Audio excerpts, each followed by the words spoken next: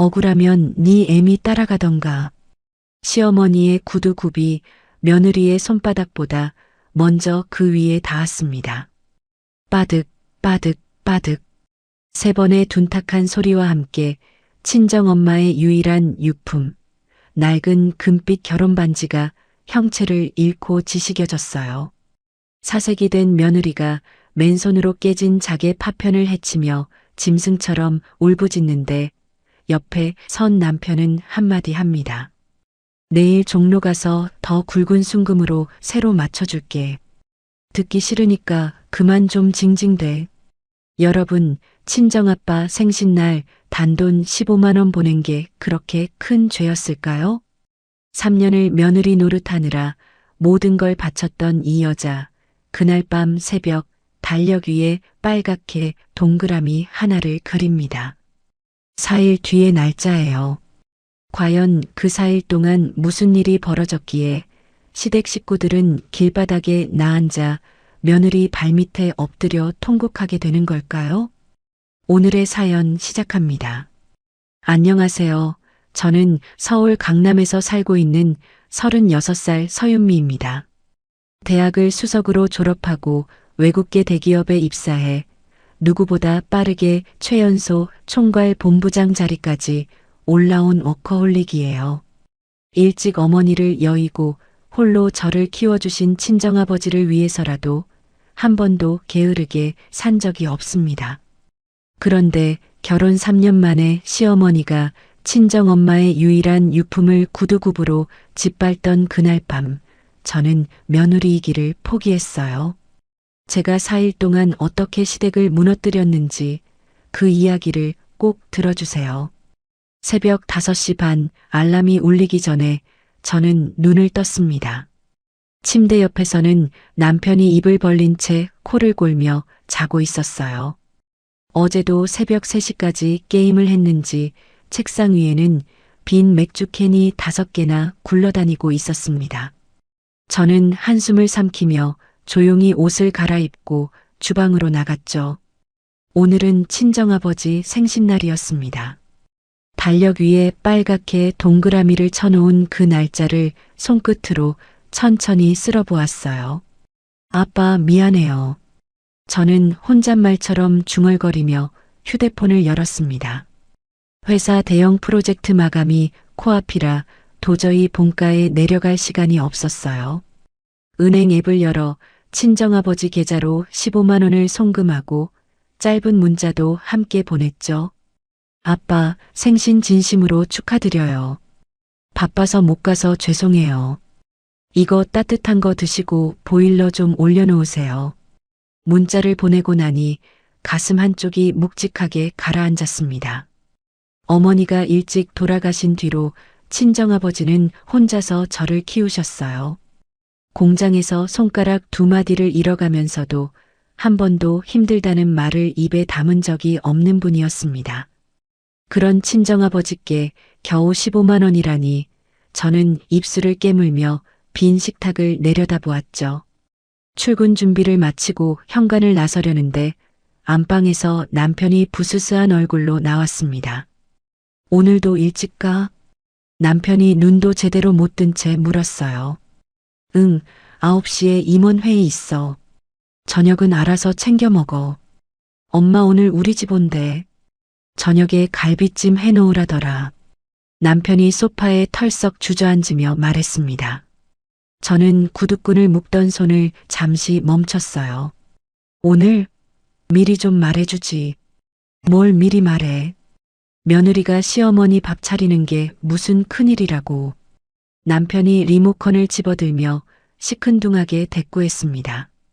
저는 그 말에 대답할 기운조차 없어서 그냥 문을 열고 나왔어요. 엘리베이터 안에서 거울에 비친 제 얼굴을 보니 눈밑이 새카맣게 꺼져 있었습니다. 회사에 도착하자마자 회의가 줄줄이 이어졌어요. 점심도 김밥 한 줄로 때우고 오후 내내 거래처 화상회의에 매달렸습니다. 그래도 머릿속 한구석에는 친정아버지의 얼굴이 떠나지 않았죠. 오후 4시쯤 친정아버지에게서 전화가 왔습니다. 우리 딸 돈 잘 받았다. 뭘 이런 걸 또 보냈어. 친정아버지의 목소리는 평소보다 들떠 있었어요. 아빠, 진짜 죄송해요. 다음 주에 시간 내서 꼭 내려갈게요. 아니야, 일이 우선이지. 아빠는 우리 딸 목소리 듣는 게 제일 좋아. 점심은 드셨어요? 옆집 김 씨가 국밥 한 그릇 사줬어. 됐어. 신경 쓰지 말고 일해. 전화를 끊고 나니 코끝이 시큰했습니다. 저는 사무실 창밖을 한참 바라보다가 다시 서류 더미에 머리를 박았어요. 퇴근 시간이 다 되어갈 무렵 시어머니에게서 문자가 왔습니다. 예, 나 지금 너희 집 앞이다. 빨리 들어와라. 저는 미간을 좁히며 시계를 보았어요. 저녁 7시도 되지 않은 시간이었죠. 부랴부랴 짐을 챙겨 회사를 나섰고 택시를 잡아타고 집으로 향했습니다. 집에 도착하니 시어머니는 이미 거실 소파에 앉아 텔레비전 채널을 돌리고 있었어요. 어머님, 일찍 오셨네요. 저는 코트를 벗으며 인사를 건넸습니다. 일찍은 무슨, 며느리란 게 시어미를 문 앞에서 기다리게 만들고, 시어머니가 입을 비죽이며 쏘아붙였어요. 죄송해요. 회의가 길어져서요. 금방 저녁 차릴게요.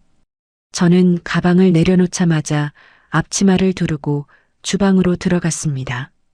냉장고에서 미리 사둔 갈비를 꺼내 핏물을 빼고 양념을 만들었어요. 된장찌개도 끓이고 나물도 무치느라 손이 10개라도 모자랄 지경이었죠. 거실에서는 남편이 시어머니 옆에 붙어 앉아 무릎을 주무르고 있었습니다. 엄마, 어디 또 아파? 아이고, 늙으면 다 그렇지 뭐. 우리 아들이 효자라 이 어미가 살아.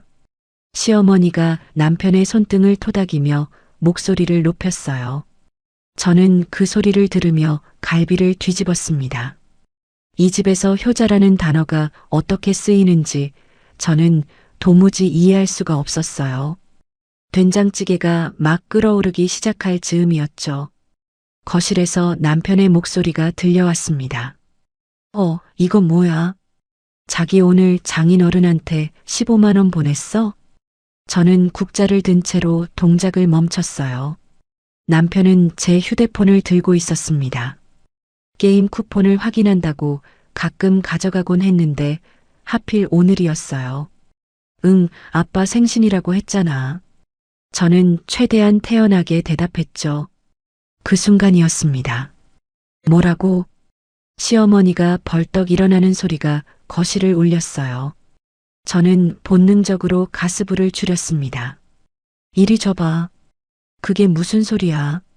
시어머니가 남편의 손에서 휴대폰을 낚아채는 소리가 들렸어요. 잠시 정적이 흘렀습니다. 그리고 곧이어 시어머니의 새된 목소리가 천장을 찢을 듯이 터져나왔죠. 예. 저는 들고 있던 국자를 싱크대 위에 내려놓았어요. 시어머니가 발을 쿵쿵 구르며 주방으로 들이닥쳤습니다. 얼굴은 시뻘겋게 달아올라 있었고 손에는 제 휴대폰이 들려 있었어요. 너 이게 뭐야? 이게 뭐냐고. 시어머니가 휴대폰 화면을 제 코앞에 들이밀었습니다. 어머님, 진정하시고. 저는 손을 들어 시어머니를 막으려고 했어요. 하지만 시어머니는 그대로 가스레인지 앞으로 다가가더니 끓고 있던 된장찌개 냄비를 손잡이째 잡아챘습니다. 어머님, 저는 비명을 질렀어요. 시어머니는 냄비를 그대로 주방 바닥에 엎어버렸습니다. 뜨거운 국물이 사방으로 튀고 두부와 호박이 타일 위에 흩어졌어요. 저는 뒤로 한 발 물러섰죠. 다리가 후들거렸습니다. 너 이 도둑년아. 시어머니가 손가락으로 제 얼굴을 가리키며 악을 썼어요. 어머님, 도둑년이라뇨. 그게 무슨 말씀이세요? 저는 떨리는 목소리로 물었습니다. 우리 아들 돈, 우리 집안 돈을 몰래 빼돌려서 느그 애비한테 갖다 바쳐? 너 이게 한두 번이야? 시어머니의 입에서 침이 튀었어요. 어머님, 그건 제가 번 돈이에요.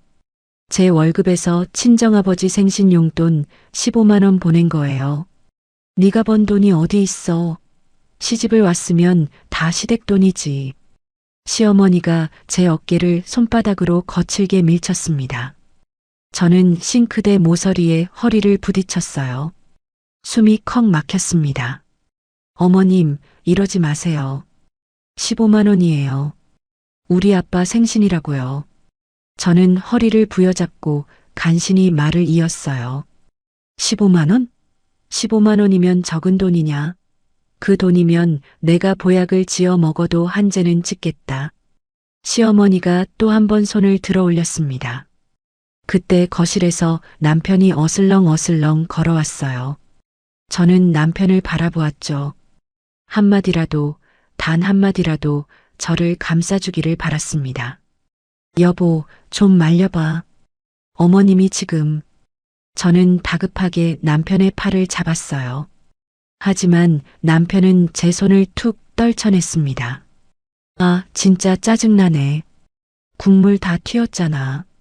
이 바지 얼마짜린 줄 알아? 남편이 자기 바짓단을 털어내며 인상을 썼어요. 저는 멍하니 남편을 바라보았습니다. 하나뿐인 우리 엄마야. 일단 무릎 꿇고 잘못했다고 빌어. 남편이 저를 향해 턱을 까딱였죠. 내가 뭘 잘못했는데. 저는 입술을 떨며 물었어요. 엄마 화나게 했잖아. 그게 잘못이지. 남편이 너무도 당연하다는 듯 대답했습니다. 저는 그 자리에 얼어붙은 채 두 사람을 번갈아 바라보았어요. 바닥에는 된장찌개가 흥건히 고여 있고 시어머니는 씩씩거리며 저를 노려보고 있었습니다. 남편은 휴대폰을 다시 들여다보며 게임 쿠폰 코드를 입력하고 있었어요. 저는 그 순간 깨달았죠. 이 집에서 저는 사람이 아니었다는 것을요. 시어머니의 거친 숨소리가 주방을 가득 채웠습니다. 저는 싱크대에 등을 기댄 채 다리에 힘을 주고 간신히 서 있었어요. 바닥에 흥건히 고인 된장찌개 국물이 슬리퍼 밑창을 적셔왔습니다. 무릎 꿇으라니까? 못 들었어? 남편이 휴대폰에서 눈도 떼지 않은 채 다시 말했어요. 여보, 지금 이게 무릎 꿇을 일이야? 저는 떨리는 목소리로 남편을 불렀습니다. 엄마가 화내시면 며느리가 무릎 꿇는 거지. 뭐 그렇게 어려운 일이라고. 남편이 어깨를 으쓱하며 대답했어요. 시어머니는 그 모습을 보고는 콧방귀를 뀌었습니다. 됐어. 이 도둑년 입에서 사과를 받느니 내가 직접 가르쳐줘야지. 시어머니가 휙 돌아서서 안방 쪽으로 발걸음을 옮겼어요. 저는 그제야 정신이 번쩍 들었죠. 어머님, 어디 가세요? 저는 슬리퍼를 끌며 시어머니를 따라갔습니다. 시어머니는 이미 안방 문을 벌컥 열고 들어가 있었어요. 어머님, 안방엔 왜 들어가세요? 나오세요. 네. 저는 시어머니의 팔을 잡으려 했죠. 하지만 시어머니는 제 손을 쳐내고 곧장 제 화장대 앞으로 다가갔습니다. 며느리란 게 어디서 시어미 돈을 빼돌려. 오늘 내가 너 버릇을 단단히 고쳐놔야겠다. 시어머니가 화장대 첫 번째 서랍을 와락 잡아 빼냈어요. 서랍이 통째로 빠지면서 안에 들어있던 립스틱과 향수병들이 와르르 바닥으로 쏟아졌습니다. 유리병 하나가 깨지면서 향수 냄새가 방 안 가득 퍼졌어요. 어머님, 그만하세요. 제발이요. 저는 떨어진 물건들을 주워 담으려고 무릎을 굽혔습니다. 시어머니는 그런 저를 거들떠보지도 않고 두 번째 서랍을 뽑아냈어요. 귀걸이며 목걸이들이 카펫 위로 굴러떨어졌습니다. 어디 보자, 또 뭐가 있나? 시어머니가 손을 휘저으며 세 번째 서랍을 잡아당겼어요. 그 순간 저는 심장이 덜컥 내려앉았습니다. 세 번째 서랍 안쪽에는 제가 결혼할 때부터 한순간도 떨어뜨려 놓지 않은 친정엄마의 자개 보석함이 들어 있었거든요. 어머님, 그건 안 돼요. 그건 절대 안 돼요. 저는 비명을 지르며 시어머니에게 달려들었어요. 하지만 시어머니의 손은 이미 그 낡은 자개 보석함을 움켜쥐고 있었습니다. 이건 또 뭐야? 며느리 화장대에 웬 낡은 박스가 있어. 시어머니가 보석함을 흔들어 보이며 비웃었죠. 엄마 거예요. 우리 엄마 유품이에요. 어머님, 제발 그것만은 돌려주세요. 제발이요.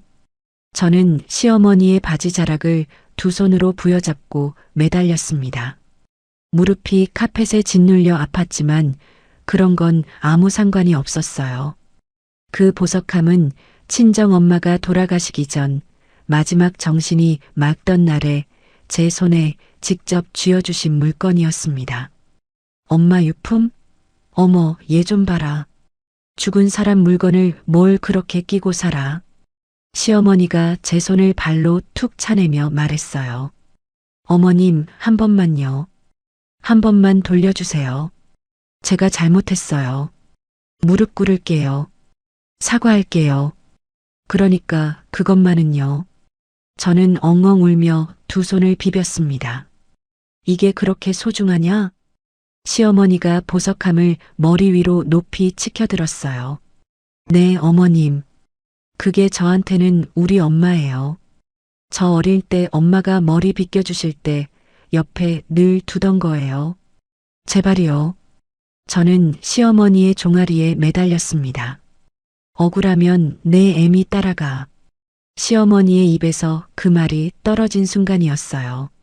시어머니는 보석함을 머리 위로 한 번 더 들어 올리더니 안방 문턱 너머 거실의 대리석 바닥을 향해 온 힘을 다해 내던졌습니다. 안 돼. 저는 비명을 지르며 손을 뻗었어요. 하지만 늦었습니다. 쾅! 둔탁한 소리와 함께 자개 보석함이 대리석 바닥에 부딪혔어요. 영롱하게 빛나던 자개 조각들이 사방으로 튀어 올랐습니다. 나무 뚜껑은 두 동강이 나서 한쪽으로 굴러갔고 안에 들어있던 작은 물건들이 거실 바닥으로 흩어졌어요. 저는 무릎으로 기다시피 보석함이 있던 자리로 달려갔습니다. 엄마. 저는 신음하듯 중얼거리며 부서진 조각들을 손으로 끌어 모았어요. 손바닥에 작은 자개 파편이 박혔지만 아픈 줄도 몰랐습니다. 그때 보석함 안에서 굴러나온 작은 금빛이 제 눈에 들어왔어요. 친정엄마의 결혼 반지였습니다. 세월에 닳아 동그란 모양도 살짝 일그러진 얇디 얇은 금반지였죠. 어머님, 그것만은 돌려주세요. 제발 어머님. 저는 반지를 향해 손을 뻗었어요. 하지만 시어머니의 굽 높은 구두 한쪽이 제 손보다 먼저 그 위에 닿았습니다. 이 촌스러운 쇳덩어리는 또 뭐야? 시어머니가 발끝으로 반지를 툭 굴리며 말했어요. 어머님, 제발이요. 그거 우리 엄마 결혼 반지예요. 한 번만요. 어머님. 저는 두 손을 모아 빌었습니다. 우리 엄마 결혼 반지래. 어디 보자. 시어머니가 입꼬리를 비틀어 올렸어요. 그러더니 그대로 구두 뒷굽을 들어 올려 반지 위로 힘껏 내리찍었습니다. 빠득. 소름 끼치는 소리가 거실에 울렸어요. 시어머니는 발을 떼지 않고 한 번 더, 또 한 번 더 반지를 치시겠습니다. 어머님. 저는 짐승처럼 울부짖었어요. 시어머니가 발을 떼자 그 자리에는 형체를 알아볼 수 없을 정도로 찌그러진 금빛 덩어리가 남아 있었습니다. 저는 손을 뻗어 반지를 집어들었어요. 손가락 끝이 부들부들 떨렸습니다. 동그랗던 반지가 납작하게 짓눌려 있었어요. 저는 그 반지를 가슴에 끌어안고 그 자리에 주저앉았습니다. 엄마, 미안해. 미안해, 엄마. 저는 가슴을 쥐어뜯으며 울었어요. 손바닥에서 피가 흘러 반지를 적셨습니다. 자개 파편이 박힌 자리에서 붉은 피가 뚝뚝 떨어지고 있었어요. 그때 남편이 안방에서 슬그머니 나오더니 거실 바닥에 주저앉아 있는 저를 내려다보았습니다. 아, 진짜. 뭘 그렇게 울고 그래. 반지 하나 가지고. 남편이 휴대폰을 만지작거리며 말했어요. 여보, 우리 엄마 반지야. 우리 엄마 결혼 반지라고. 저는 고개를 들어 남편을 올려다보았습니다. 내일 종로 가서 새로 맞춰주면 되잖아. 그것보다 훨씬 굵은 순금으로. 그러니까 그만 좀 징징대. 남편이 시어머니 쪽으로 고개를 돌리며 말했어요. 엄마 가자. 밥맛 다 떨어졌네. 우리 나가서 먹자. 그래, 가자. 저런 도둑년이 차린 밥을 누가 먹어. 시어머니가 코트를 챙겨 입으며 콧방귀를 뀌었습니다. 두 사람은 신발장 앞에서 신발을 꺾어 신더니 저를 한번 돌아보지도 않고 현관문을 나섰어요. 현관문이 쾅 하고 닫히는 소리가 거실에 울려 퍼졌습니다. 저는 한참 동안 그 자리에서 움직이지 못했어요. 거실에는 깨진 자개 조각들과 엎어진 향수병, 그리고 짓밟힌 반지만이 남아 있었습니다. 시계 초침 소리가 유난히 크게 들렸어요. 저는 손바닥에 박힌 자개 파편을 하나씩 뽑아냈습니다. 피가 카펫 위로 떨어졌지만 닦을 마음이 들지 않았어요. 3년이었습니다. 이 집에 시집 온 지 꼭 3년. 시어머니가 한 달에 한 번씩 저를 불러 카드를 꺼내라고 할 때마다 저는 군말 없이 내밀었어요. 남편이 새 골프채를 사야겠다고 했을 때도, 시어머니가 명품 가방을 사야겠다고 했을 때도, 식당 보증금이 모자란다고 했을 때도 저는 다 해드렸습니다. 회사에서 야근하고 새벽에 들어와도 다음날 아침 시어머니 보양식을 끓이러 5시에 일어났어요. 저는 며느리 자리에서 누구보다 잘하려고 발버둥 쳤습니다. 그런데 돌아온 게 이거였어요. 저는 천천히 일어나 안방 화장대 앞으로 갔습니다. 거울 속의 제 얼굴은 핏기 하나 없이 창백했어요. 눈물 자국이 마른 뺨에 굳어 있었습니다. 저는 거울 속의 저를 한참 동안 들여다보았어요. 그리고 작게 입을 열었습니다. 서윤미, 너 이러고도 사람이니? 제 목소리가 안방을 낮게 울렸어요. 엄마한테 부끄럽지도 않니? 저는 손에 쥔 찌그러진 반지를 가슴에 꼭 눌렀습니다. 그 차가운 금속이 살갗에 닿는 순간 가슴 안쪽에서 무언가가 툭 끊어지는 소리가 들렸어요. 지난 3년 동안 매일 밤 졸라매던 끈이 오늘 밤 마침내 끊어진 거예요. 저는 부엌으로 가서 작은 상자 하나를 꺼냈습니다. 거실로 돌아와 깨진 자개 조각을 하나하나 마치 보물을 모으듯 정성껏 주워 담았어요. 피가 묻은 조각도 금이 간 조각도 빠짐없이 담았습니다. 마지막으로 찌그러진 반지를 그 위에 살며시 올려놓았어요. 상자 뚜껑을 닫고 나니 새벽 2시가 가까워져 있었습니다.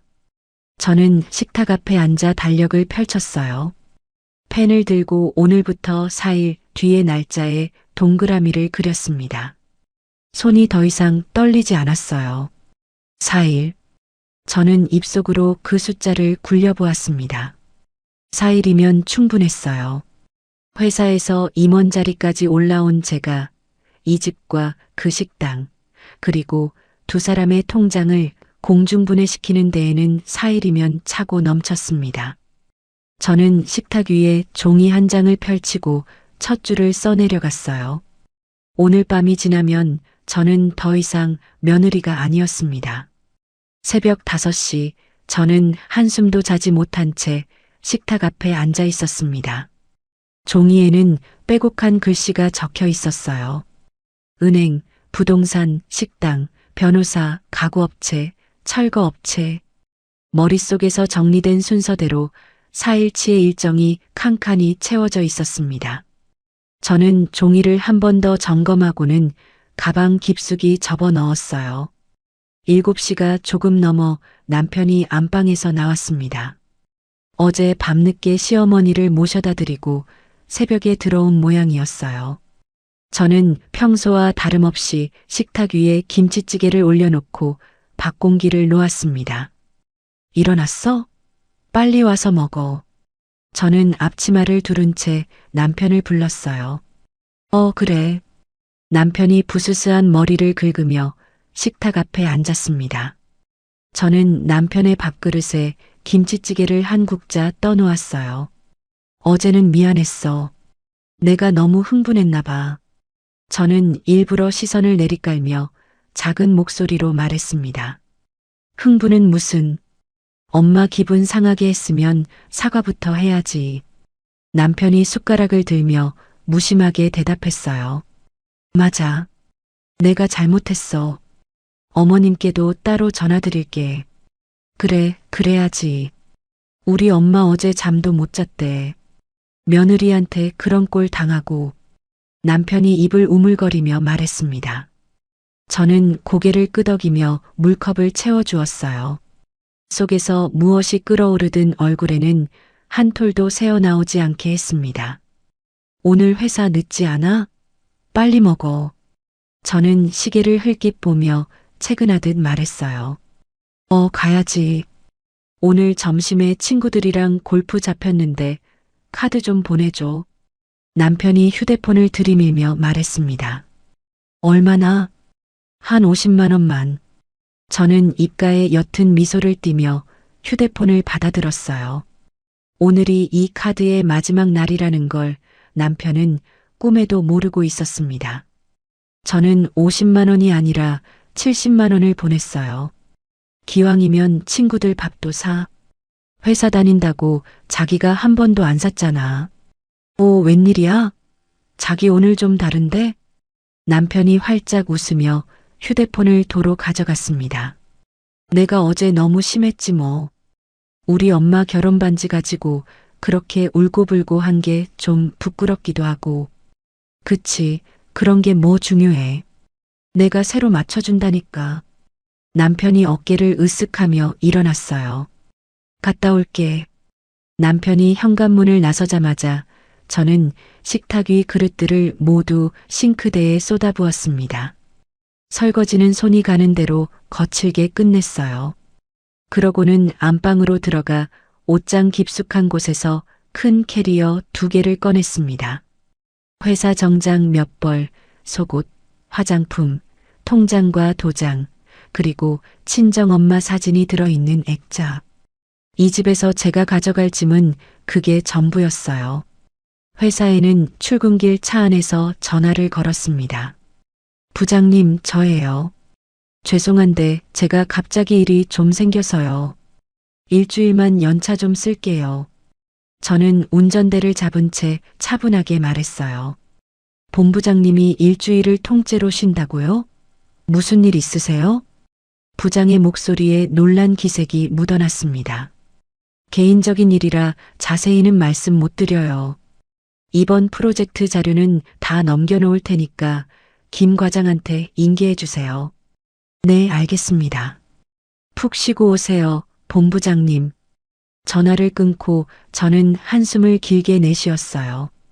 회사에 이렇게 오래 자리를 비우는 건 입사 후 처음이었습니다. 하지만 지금은 회사보다 더 급한 일이 있었어요. 저는 시 외곽의 작은 비즈니스 호텔로 차를 몰았습니다. 큰 길에서 2번 꺾어 들어가야 나오는 조용한 호텔이었어요. 프런트의 여직원이 환한 미소로 저를 맞았습니다. 어서 오세요. 예약하셨어요? 네, 서윤미로요. 일주일 부탁드려요. 저는 신분증을 내밀며 말했어요. 네, 확인됐어요. 805호로 안내해 드릴게요. 짐 도와드릴까요? 아니에요. 제가 들고 갈게요. 저는 캐리어 2개를 끌고 엘리베이터에 올랐습니다. 방에 들어서자마자 침대 위에 가방을 내려놓고 창가에 섰어요. 8층에서 내려다 보이는 거리에는 출근하는 사람들이 바쁘게 오가고 있었습니다. 저는 그 풍경을 한참 바라보다가 휴대폰을 꺼내 첫 번째 전화를 걸었어요. 안녕하세요, 사장님. 805호 서윤미예요. 다름이 아니라 그 집 말씀이에요. 저는 차분하게 말을 이어갔습니다. 우리 집 전세요? 무슨 일 있으세요, 사모님? 집주인의 목소리가 수화기 너머에서 들렸어요. 제가 사정이 좀 생겨서요. 4일 뒤에 계약 파기하고 집을 비워드리려고요. 갑자기요? 그러면 위약금 다 드릴게요. 대신 조건이 하나 있어요. 시세보다 좀 싸게 내놓더라도 4일 안에 새 세입자를 들여주세요. 보증금은 그날 바로 제 계좌로 돌려주시고요. 저는 또박또박 말했습니다. 아이고, 4일이면 좀 빡빡한데 시세보다 싸게 내놓으시면 사람이야 금방 들어오겠지만요. 네, 얼마든 손해봐도 좋아요. 4일 안에만 처리해 주세요. 전화를 끊고 저는 다음 번호를 눌렀어요. 중고가구 매입 업체였습니다. 네, 사장님. 저번에 견적 봐주셨던 그 집인데요. 4일 뒤 오전에 다 가지러 오세요. 가전이고 가구고 다 빼라는 말씀이세요? 네, 다요. 침대, 냉장고, 텔레비전, 소파 전부요.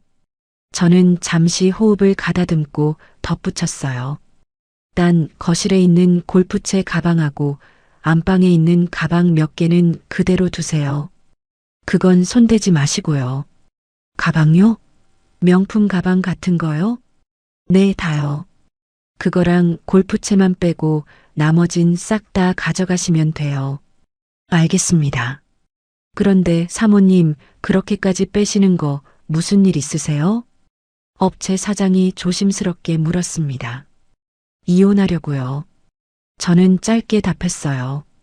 아이고, 그러시구나. 알겠습니다. 4일 뒤 아침 9시에 가겠습니다.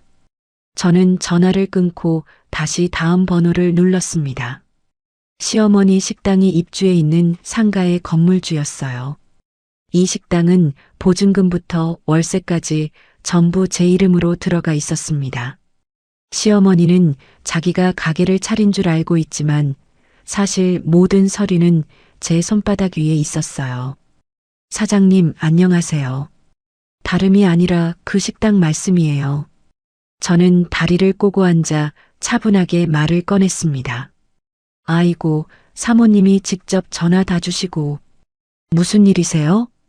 건물주의 목소리가 들떠 있었어요. 4일 뒤에 계약 정리하려고요. 남은 월세 다 까고 위약금으로 2천만 원 더 떼셔도 돼요. 대신 그날 바로 계약 해지하고 철거 들어갈게요. 네, 2천만 원이요? 건물주가 헛기침을 했습니다. 네. 보증금에서 다 정리하시고 나머지만 제 계좌로 돌려주시면 돼요. 어떠세요? 그게 사모님, 사실 저도 그 식당 사장님이랑 부딪힌 게 한두 번이 아니라서요. 빨리 정리되면 저야 좋죠. 건물주가 너스레를 떨었어요. 저는 입꼬리를 살짝 올렸습니다. 그럼 4일 뒤 오후 2시에 뵐게요. 서류는 그날 가져갈게요. 전화를 끊고 저는 세 번째 전화를 걸었어요. 이번에는 거친 인상의 철거 업체 반장이었습니다. 반장님, 그 식당 철거 건이요. 4일 뒤 오후 2시 30분부터 시작해 주세요. 4일 뒤요? 인부들 미리 잡아놔야겠네요. 식당 크기가 어떻게 됩니까? 30평 조금 넘어요. 테이블, 주방 후드, 간판까지 다 떼고 원상 복구해 주세요. 당일 안에 끝내실 수 있죠? 7명만 붙이면 서너 시간이면 충분합니다. 비용은 좀 더 듭니다만. 반장의 목소리에 묵직한 자신감이 묻어났어요. 비용은 부르시는 대로 드릴게요. 대신 단 한 가지, 그날 가게 안에 사장님이 들어오시면 그냥 내보내시면 돼요. 막말 좀 들으셔도 그러려니 해주시고요. 그런 거야 일하다 보면 늘 있는 일이죠. 걱정 마십시오. 저는 전화를 끊고 침대 끄트머리에 걸터 앉았어요. 손바닥에 어제 박혔던 작의 파편 자국이 아직 빨갛게 남아 있었습니다. 저는 그 자국을 한참 들여다보았어요. 가방에서 작은 상자를 꺼내 침대 옆 협탁에 올려놓았습니다. 상자 안에는 찌그러진 반지와 핏자국이 묻은 자개 조각들이 들어 있었어요. 엄마, 조금만 기다려. 저는 상자 위에 손을 얹고 작게 속삭였습니다. 해가 기울기 시작하자 저는 캐리어 한쪽에서 옷을 갈아입었어요. 호텔을 나서서 다시 차에 올랐습니다. 오늘은 평소처럼 집에 들어가야 했어요. 조금이라도 이상한 낌새를 보이면 4일짜리 계획이 어그러질 수 있었습니다. 집 근처 마트에 들러 시어머니가 좋아하는 갈비를 한 근 사고 남편이 좋아하는 캔맥주도 한 묶음 샀어요. 저는 장바구니를 들고 엘리베이터에 올랐습니다. 거울에 비친 제 얼굴은 어제와 다르게 평온해 보였어요. 입꼬리를 한번 들어 올려보고 다시 내렸습니다. 현관문을 열고 들어서니 남편은 이미 소파에 누워 게임을 하고 있었어요. 왔어? 오늘은 일찍 들어왔네. 남편이 화면에서 눈을 떼지 않은 채 말했습니다. 응, 회의가 빨리 끝났어. 어머님은? 엄마 좀 이따 오신대. 오늘은 갈비찜 해놓으래. 남편이 컨트롤러를 두드리며 말했어요. 그래, 알겠어. 금방 할게. 저는 장바구니를 들고 주방으로 들어갔습니다. 어제 시어머니가 엎어버린 된장찌개 자국이 타일 사이에 아직 거뭇하게 남아 있었어요. 저는 그 자국 위에 발을 한번 디뎌보았습니다. 그러고는 갈비를 꺼내 핏물을 빼기 시작했어요. 8시쯤 시어머니가 도어록을 누르고 들어왔습니다. 어머님 오셨어요. 갈비찜 다 됐어요. 저는 앞치마에 손을 닦으며 현관까지 마중을 나갔어요. 그래. 어제는 좀 그랬다. 너도 마음 풀어라. 시어머니가 슬쩍 시선을 피하며 거실로 들어왔습니다. 제가 잘못했죠. 어머님 화나시게 한 거. 죄송해요. 저는 두 손을 모으고 고개를 숙였어요. 그래, 며느리가 그러면 됐지. 다음부턴 그러지 마라. 시엄이 알기를 우습게 알면 안 돼. 시어머니가 식탁 상석에 앉으며 거드름을 피웠습니다. 네, 어머님. 천천히 드세요. 밥 가져올게요. 저는 그릇에 갈비찜을 푸짐하게 담아 시어머니 앞에 놓았어요. 시어머니가 젓가락을 들고 갈비 한 점을 입에 넣었습니다. 어휴, 그래도 우리 며느리 갈비찜은 솜씨가 좋아. 시어머니가 입을 우물거리며 말했어요. 저는 그 모습을 식탁 맞은편에 앉아 가만히 바라보았습니다. 이 식탁에서 시어머니와 마주 앉아 밥을 먹는 것도 오늘이 마지막에서 두 번째라는 사실을 저는 알고 있었어요. 시어머니는 그것을 까맣게 모른 채 제가 깎아드린 사과까지 받아먹으며 흐뭇하게 웃고 있었습니다. 3일째 아침이 밝았습니다. 저는 호텔 침대에서 일찌감치 눈을 뜨고 거울 앞에 앉아 화장을 했어요. 오늘은 회사가 아니라 은행으로 출근하는 날이었습니다. 입술색을 평소보다 진하게 칠하고 정장 재킷을 단단히 여몄어요. 거울 속의 제 얼굴에는 어제 흘렸던 눈물 자국이 어디에도 남아있지 않았습니다. 화장을 마치고 협탁 위에 작은 상자를 열었어요. 손바닥에 박혔던 자개 파편 자국이 아직 빨갛게 부풀어 있었습니다. 저는 가방에서 어제 약국에서 사둔 연고를 꺼내 상처에 발랐어요. 시어머니가 지니긴 그 모든 흔적을 사진으로 한 장 한 장 더 찍어 휴대폰에 저장했습니다. 이게 오늘 변호사 앞에 내놓을 마지막 증거였어요.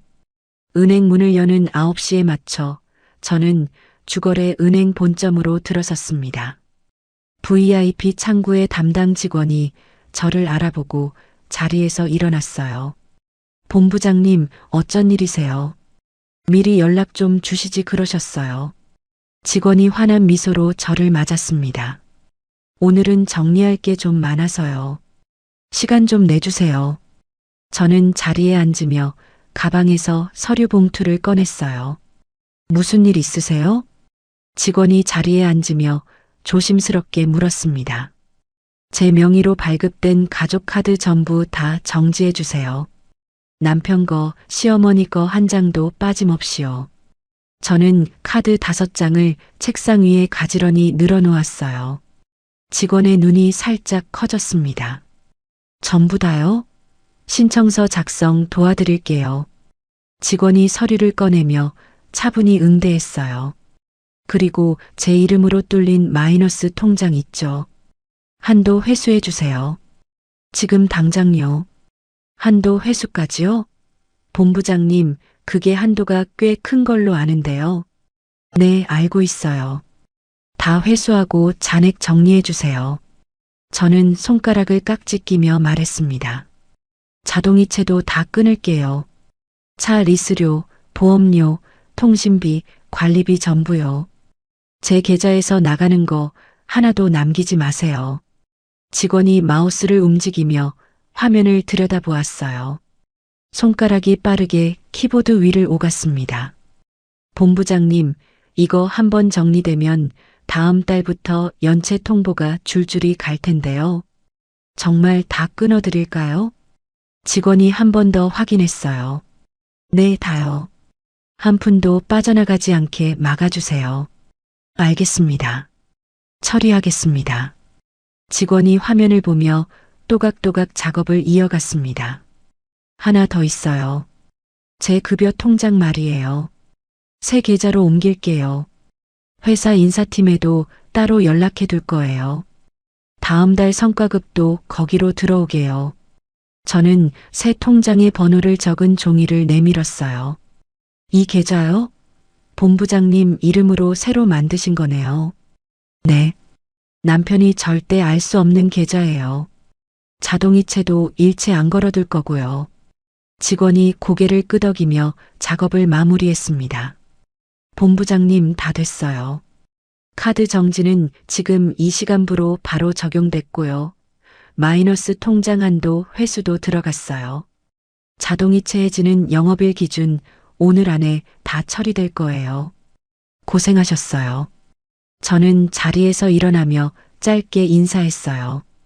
은행 문을 나서자마자 가방 속 휴대폰이 미친 듯이 진동하기 시작했습니다.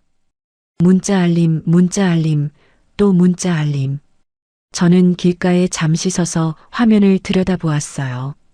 가족 카드 결제 거부, 마이너스 통장 한도 변경 안내, 자동이체 처리 실패, 끝도 없이 알림이 쏟아져 들어왔습니다. 그제야 입가에 작은 미소가 번졌어요. 11시쯤 회사 인사팀에 전화를 걸었습니다. 인사팀이죠. 서윤미예요. 네, 본부장님. 무슨 일이세요? 제 급여 통장 변경 신청서 제출할게요. 이번 달부터 새 계좌로 입금해 주세요. 그리고 곧 지급될 임원 성과급 있죠. 그것도 새 계좌로 따로 받게 처리해 주세요. 네, 알겠습니다. 서류는 이메일로 보내주시면 바로 처리하겠습니다. 저는 통화를 마치고 잠시 카페에 들어가 앉았어요. 따뜻한 커피 한 잔을 시켜놓고 창밖을 바라보았습니다. 이 모든 일을 결심하기까지 3년이 걸렸어요. 하지만 정작 결심을 실행에 옮기는 데에는 단 3시간이면 충분했습니다. 낮 12시 반쯤이었어요. 휴대폰이 다시 울리기 시작했습니다. 이번에는 문자가 아니라 전화였어요. 화면에는 남편의 이름이 떠 있었습니다. 저는 커피잔을 살살 흔들며 화면을 내려다보았어요. 1번, 2번, 3번. 끊어졌다 다시 걸려오기를 반복했습니다.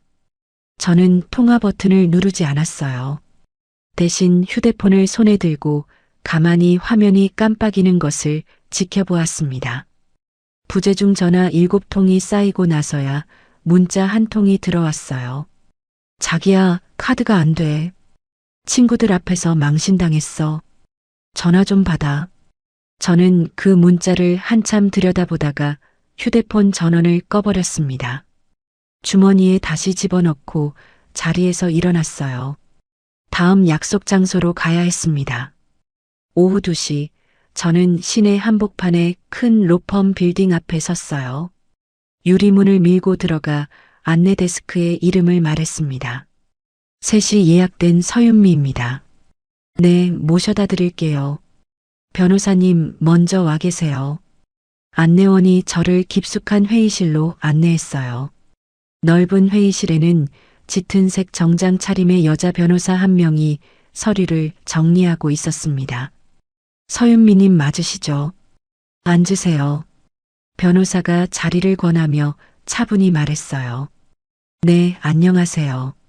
저는 자리에 앉아 가방에서 두꺼운 봉투를 꺼냈습니다. 지난 3년 동안 저는 시어머니가 휘두른 카드 영수증, 시어머니의 막말을 녹음한 파일, 남편이 보낸 무성의한 문자들을 모두 모아두었어요. 어제는 거기에 부서진 자개 조각과 짓밟힌 반지 사진까지 더해졌습니다. 이게 다 증거예요.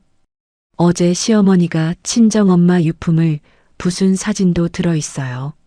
저는 사진 한 장을 변호사 앞으로 밀었어요. 변호사가 사진을 들여다보더니 살짝 미간을 좁혔습니다. 이거 일부러 발로 밟으신 거예요? 네, 구두 뒷굽으로요. 제가 무릎 꿇고 빌어도 멈추지 않으셨어요. 손에도 상처가 있으시네요. 자개 파편에 찔리셨어요? 변호사가 사진 속 제 손바닥을 가리키며 물었어요. 네, 그날 새벽에 깨진 조각을 줍다가요. 오늘 아침에 다시 사진 찍어왔어요. 여기 보세요. 저는 휴대폰을 꺼내 새벽에 찍은 손바닥 사진들을 변호사에게 보여주었습니다. 손등에 빨갛게 부풀어 오른 자국이 선명하게 찍혀 있었어요. 이 사진들 따로 보내주세요. 폭행 부분도 같이 엮으면 더 단단해져요. 변호사가 천천히 고개를 끄덕이며 서류를 정리했어요. 좋아요. 이혼 사유로는 차고 넘쳐요. 시어머니 분은 재물손괴죄로 형사 고소까지 가능해요. 막말 녹음도 있으니 모욕죄도 추가하고요. 이혼 소장 오늘 안에 작성해 주세요. 내일 오전 안에 접수까지 끝내주시고요. 저는 또박또박 말했어요. 하나 더 있어요. 변호사님, 남편이랑 시어머니가 집에 남겨둔 골프채하고 가방들이 있어요. 거기에 빨간 딱지 붙이고 싶어요. 제일 빠른 방법으로요. 변호사가 잠시 저를 빤히 바라보았습니다. 유체동산 가압류 말씀이시군요. 네. 보통은 며칠 걸리는데 서윤미님 정도 자력되시면 방법이 있어요. 법원에 현금으로 공탁금을 거시는 거예요. 그러면 심사가 훨씬 빨라요. 잘하면 내일 오전에 집행관이 갈 수 있어요. 변호사가 손가락으로 책상을 톡톡 두드렸어요. 공탁금은 얼마 정도 필요해요? 억대로 잡으셔야 해요. 그래야 법원이 움직여요. 저는 손가락 끝으로 짧게 계산했습니다. 회사 성과급이 어차피 다음 주에 들어오기로 되어 있었어요. 그 정도면 공탁금을 걸고도 충분히 남았습니다. 걸게요. 전액 현금으로요. 서윤미님 정말 단단히 마음먹으셨네요. 변호사가 입가에 옅은 미소를 띠며 말했어요. 네, 어제 결심했어요. 저는 가방에서 통장을 꺼내 책상 위에 올려놓았습니다. 변호사가 통장을 받아들고 자리에서 일어났어요. 오늘 안에 이혼 소장이랑 형사 고소장 다 작성해 놓을게요. 가압류 신청서도 같이 넣어서 법원에 제출하면 내일 아침 10시 15분쯤 집행관 보내드릴 수 있어요. 10시 15분이요? 네. 그 시간에 집에 다른 사람 아무도 없는 게 좋아요. 가능하시죠? 저는 잠시 시간을 머릿속에 그려보았어요. 내일 아침 9시에 가구 업체가 들이닥치면 정오 전에는 다 끝납니다. 남편이 출근하는 시간을 생각하면 10시 15분은 완벽한 시간이었어요. 네, 완벽해요. 그 시간이면 집에 사람 없을 거예요. 저는 자리에서 일어나며 변호사와 악수를 했습니다. 서윤미님, 한 가지만 여쭐게요. 변호사가 문 앞에서 저를 잠시 멈춰 세웠어요. 네, 말씀하세요. 이렇게까지 하시는 거 후회 안 하시겠어요? 저는 잠시 고개를 숙였다가 다시 들었어요. 3년 동안 한 번도 못 온 게 어제 다 터졌어요. 우리 엄마 반지가 짓밟히는 걸 보면서요. 그러니까 변호사님, 후회는 어제 다 끝났어요. 변호사가 천천히 고개를 끄덕였습니다. 알겠어요. 내일 일정대로 진행할게요. 저는 로펌 빌딩을 나섰어요. 하늘이 잿빛으로 흐려져 있었습니다. 한 발짝 한 발짝 걸음을 옮길 때마다 어제까지 어깨를 짓누르던 무게가 조금씩 가벼워지는 것 같았어요. 저는 휴대폰 전원을 다시 켰습니다. 순식간에 부재중 전화 알림이 화면을 가득 채웠어요. 남편한테 20통, 시어머니한테 15통. 저는 화면을 손가락으로 살살 쓸어내리며 그 숫자를 천천히 헤아렸습니다. 호텔로 돌아오는 길에 시어머니에게서 또 전화가 걸려왔어요. 이번에는 음성 메시지가 남았습니다. 저는 차 안에서 그 메시지를 재생해 보았어요. 예, 너 어디 있어?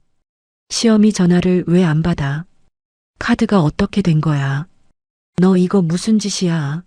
당장 전화해, 시어머니의 새된 목소리가 차 안을 울렸어요. 저는 메시지를 끝까지 들은 뒤 손가락 끝으로 삭제 버튼을 눌렀습니다. 신호대기에 걸린 차 안에서 저는 룸미러로 제 얼굴을 한번 들여다보았어요. 거기에는 어제와 다른 여자가 앉아 있었습니다. 호텔 방으로 돌아온 저는 협탁 위에 작은 상자를 열었어요. 찌그러진 반지를 손바닥에 올려놓고 가만히 바라보았습니다. 내일이면 이 반지를 짓밟은 발 위로 빨간 딱지가 붙을 거예요. 저는 반지를 다시 상자에 넣고 뚜껑을 닫았어요. 밤이 깊어가고 있었습니다. 4일째 아침이 밝아왔습니다.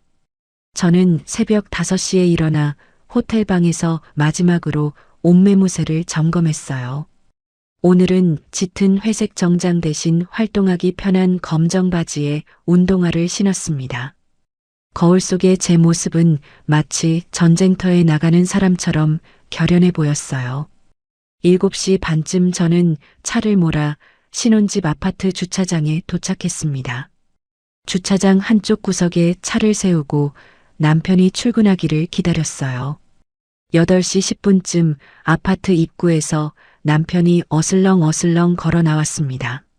하품을 한번 늘어지게 하더니 차 키를 만지작거리며 자기 차로 향했어요. 저는 운전석에 몸을 한껏 낮추고 그 모습을 지켜봤습니다. 남편의 차가 주차장을 빠져나가는 것을 확인하자마자 저는 휴대폰을 들었어요. 사장님, 저예요. 지금 들어오시면 돼요. 저는 짧게 말하고 전화를 끊었습니다.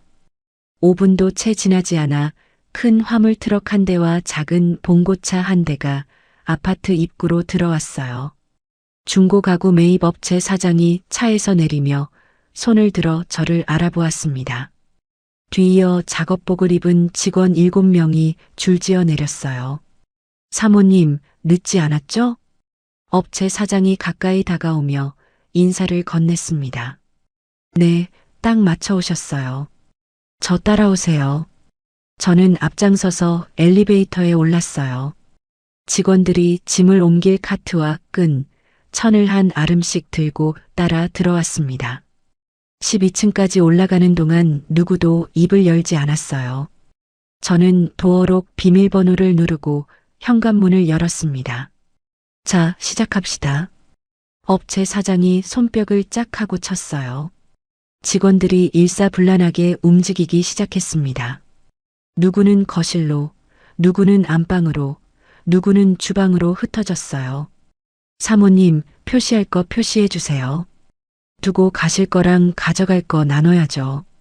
저는 손에 든 빨간 매직펜을 들어 보였습니다. 빨간 표시 붙은 것 빼고 다 가져가시면 돼요. 표시는 제가 직접 할게요. 저는 거실 한복판으로 걸어 들어갔어요. 남편의 골프채 가방을 거실 중앙으로 끌어와 빨간 매직으로 동그라미를 크게 그렸습니다. 그러고는 안방으로 들어가 옷장 깊숙이 박혀 있던 시어머니의 명품 가방들을 하나씩 꺼냈어요. 시어머니가 며느리 카드로 사모은 가방이 무려 11개나 되었습니다. 저는 그 가방들을 거실 골프채 옆에 가지런히 늘어놓았어요. 하나하나 빨간 매직으로 표시를 했습니다. 사장님, 이것만 두시면 돼요. 나머진 정말 다요. 저는 매직펜을 내려놓으며 말했어요. 네, 알겠습니다. 자, 다들 빠르게 움직입시다. 업체 사장이 손뼉을 치며 직원들을 독려했어요. 침대 매트리스가 두 사람의 손에 들려 거실로 끌려 나왔습니다. 냉장고는 4명이 달라붙어 천천히 들어 올렸어요. 빨래 건조기, 세탁기, 김치냉장고, 식기세척기까지 하나씩 줄을 지어 현관문을 빠져나갔습니다. 거실 텔레비전도 벽에서 떼어졌어요. 소파는 두 사람이 양쪽에서 들어 올려 옆으로 세워 옮겼습니다. 식탁과 의자, 책장, 화장대까지. 1시간이 채 지나기도 전에 거실은 이미 절반쯤 비어 있었어요. 사모님, 안방 옷장은 어떻게 할까요? 직원 한 명이 안방에서 고개를 내밀며 물었습니다. 그것도 가져가세요. 옷은 다 두고요. 옷도요? 네, 옷 한 벌도 안 챙길 거예요. 다 그대로 두시면 돼요. 저는 안방으로 따라 들어가 옷장 안을 한 번 더 확인했어요. 남편이 비싸게 산다고 자랑하던 정장과 코트들이 빽빽이 걸려 있었습니다. 저는 그 옷들을 옷장에서 꺼내 안방 바닥에 한 무더기씩 던져 놓았어요. 직원들이 옷장만 떼어내 들고 나갔습니다. 바닥에 남겨진 옷들은 마치 쓰레기 더미처럼 보였어요. 11시쯤 되자 집안에는 아무것도 남아있지 않았습니다. 벽지 위에 가구가 있던 자리만 누렇게 흔적이 남아있을 뿐이었어요. 거실 한복판에는 빨간 매직으로 표시한 골프채 가방과 명품 가방 11개가 우두커니 놓여 있었습니다. 저는 빈 거실 한가운데에 서서 한 바퀴를 천천히 둘러보았어요. 사모님, 다 끝났습니다. 짐 다 실었어요. 업체 사장이 손등으로 이마에 땀을 닦으며 들어왔습니다. 수고하셨어요. 견적대로 입금됐죠? 네, 입금 확인했어요. 더 필요한 거 있으세요? 아니요, 됐어요. 가보세요. 저는 사장과 짧게 악수를 나누고 직원들을 배웅했어요. 현관문이 닫히고 나니 집안에는 저 혼자만 남았습니다. 저는 빈 거실 한가운데에 앉아 잠시 숨을 골랐어요. 벽시계 자리에는 동그란 자국만 남아 있었습니다. 11시 반쯤 도어록 누르는 소리가 들렸어요. 미리 약속해둔 집주인이 새로운 세입자를 데리고 도착한 거예요. 저는 자리에서 일어나 현관문을 열었습니다. 어머나 사모님, 진짜 다 비우셨네요. 집주인이 두 눈을 동그랗게 뜨고 거실을 둘러보았어요. 네, 약속드린 대로요. 이쪽이 새로 들어오실 분이세요? 저는 집주인 옆에 서 있는 중년 여자를 향해 고개를 숙였습니다. 네, 안녕하세요. 김순영이에요. 세입자가 짧게 인사를 했어요. 마음에 드세요? 저는 거실을 한번 둘러보며 물었습니다. 네, 위치도 좋고 평수도 딱이고요. 시세보다 한참 싸게 들어가게 해주셔서 감사할 따름이죠. 세입자가 흡족한 미소를 띠며 말했어요. 그럼 바로 계약서 작성하시죠. 보증금은 지금 바로 붙이겠습니다. 집주인이 가방에서 서류를 꺼냈습니다. 저는 빈 거실 바닥에 쭈그려 앉아 서류에 사인을 했어요. 새 세입자도 옆에서 사인을 마쳤습니다. 보증금은 이 계좌로 부탁드려요. 저는 친정아버지 명의의 계좌번호를 적어 내밀었어요. 본인 계좌가 아니라요? 집주인이 살짝 갸웃했습니다. 네, 친정아버지 계좌예요. 아버지 이름으로 옮겨놓는 게 마음이 더 편해서요. 저는 부드럽게 웃어 보였어요. 집주인은 더 묻지 않고 휴대폰으로 송금을 시작했습니다. 얼마 지나지 않아 제 휴대폰에도 친정아버지 이름으로 입금 확인 알림이 들어왔어요. 수억 원의 보증금이 친정아버지 계좌에 무사히 도착한 것을 확인하고 나서야 저는 비로소 어깨에서 힘을 뺐습니다. 수고하셨어요. 그럼 저는 이만요. 저는 자리에서 일어나 가방을 챙겼어요. 집주인과 새 세입자가 거실에 남아 이야기를 나누는 사이 저는 현관 쪽으로 향했습니다. 아, 잠깐만요. 저는 멈춰서서 도어록을 만지작거렸어요. 도어록 비밀번호를 무작위 숫자 8자리로 바꿔버렸습니다. 저조차도 다시는 떠올릴 수 없는 숫자였어요. 그러고는 도어록 뚜껑을 열어 건전지 4개를 모조리 빼냈습니다. 도어록 안쪽이 텅 비어 시커멓게 입을 벌렸어요. 사모님, 그건 왜 그러시는 거예요? 집주인이 어리둥절한 얼굴로 다가왔습니다. 안에 두고 갈 물건들이 좀 있어서요. 함부로 누가 못 들어오게 잠가놓는 거예요. 새로 도어록 다실 때 비용은 보증금에서 빼놓고 보내주세요. 아, 네, 알겠어요. 집주인이 어색하게 고개를 끄덕였어요. 저는 신발장 위에 놓아두었던 작은 상자 하나를 마지막으로 챙겨 들었습니다. 어머니의 자개 조각과 찌그러진 반지가 들어있는 상자였어요. 저는 상자를 가슴에 꼭 안고 현관문을 닫았습니다. 바깥에서 문이 닫히는 묵직한 소리가 들렸어요. 3년이 들어있던 집이었습니다. 시어머니가 처음 카드를 내라며 다그치던 식탁도, 남편이 게임만 하던 소파도, 제가 새벽마다 보양식을 끓이던 주방도 이제 모두 사라졌어요. 그 자리에는 두 사람의 마지막 사치품만이 남아 있었습니다. 저는 잠시 닫힌 현관문을 바라보다가 한 걸음 한 걸음 엘리베이터 쪽으로 발을 옮겼어요. 택시는 아파트 입구에 미리 대기시켜 두었습니다. 저는 택시 뒷자리에 올라타고 행선지를 말했어요. 기사님, 종로 쪽이요. 거기 큰 한식당 앞에 세워주시면 돼요. 네, 모십니다. 택시가 부드럽게 움직이기 시작했어요. 저는 창밖으로 멀어지는 아파트를 한번 돌아보았습니다. 오후의 햇살이 그 위로 비스듬히 내리쬐고 있었어요. 저는 가슴에 안은 상자에 손을 한 번 더 얹고 시선을 앞으로 돌렸습니다. 택시가 종로의 큰 길로 접어들 무렵 휴대폰이 또 울리기 시작했어요. 이번에는 시어머니의 전화였습니다. 저는 화면을 한번 흘낏 본 뒤 무시했어요.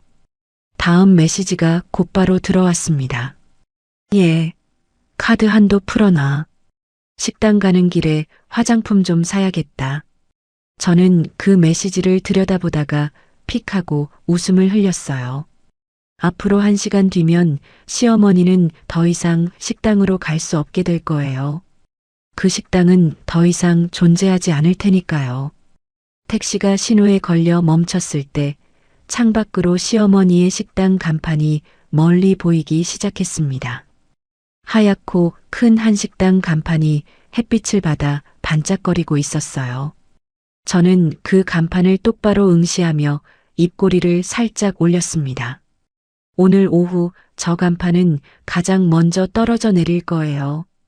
저는 가방 속에서 봉투 하나를 꺼내 무릎 위에 단단히 올려놓았습니다.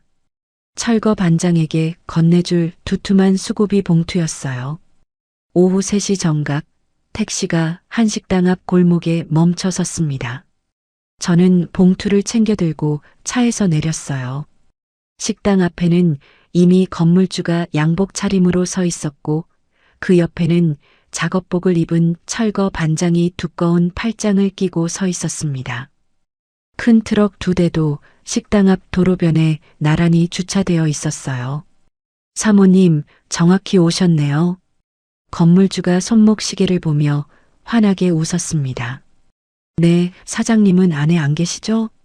저는 건물 안쪽을 흘낏 들여다보며 물었어요.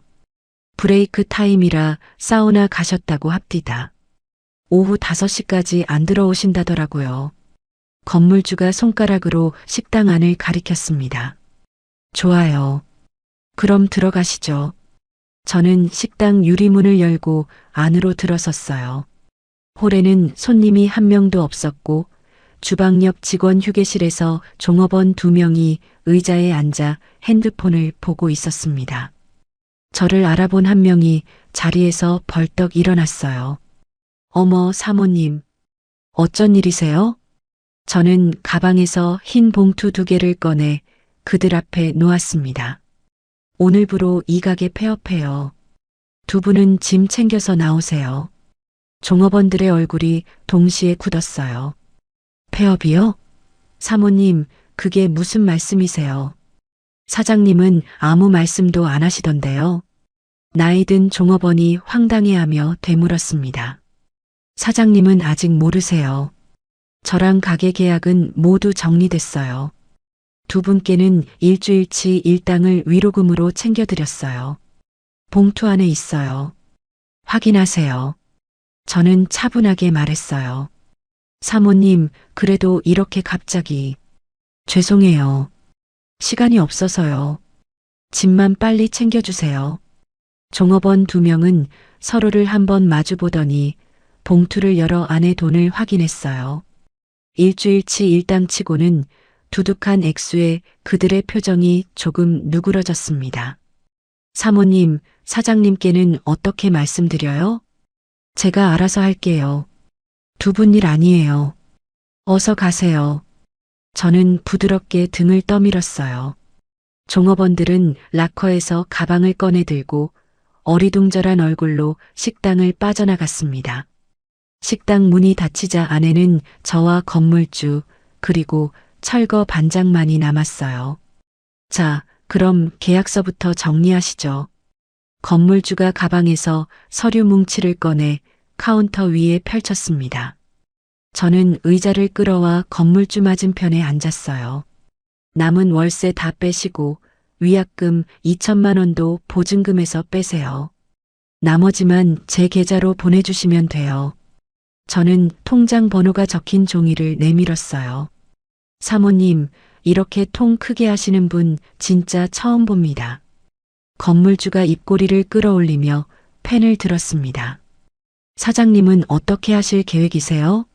이거 사실 알면 난리 치실 텐데요. 그러시겠죠. 그래도 이미 끝난 일이에요. 사장님께서 화내셔도 사장님이 아니라 제가 계약 당사자니까요. 저는 고개를 들어 건물주를 바라보았어요. 건물주가 잠시 고개를 갸웃하더니 더 묻지 않고 서류에 사인을 했습니다. 저도 옆에서 사인을 마치고 도장을 찍었어요. 보증금 정산은 지금 바로 보내드릴게요. 건물주가 휴대폰을 꺼내 송금을 시작했습니다. 몇 분 지나지 않아 제 휴대폰에 입금 알림이 들어왔어요. 저는 화면을 한번 확인하고는 가방에 도로 집어넣었습니다. 확인됐어요. 사장님, 그동안 신경 써주셔서 감사합니다. 저는 자리에서 일어나며 건물주에게 짧게 고개를 숙였어요. 건물주가 서류를 챙겨 식당 문을 나섰습니다. 이제 가게 안에는 저와 철거 반장만 남았어요. 반장님, 이거요.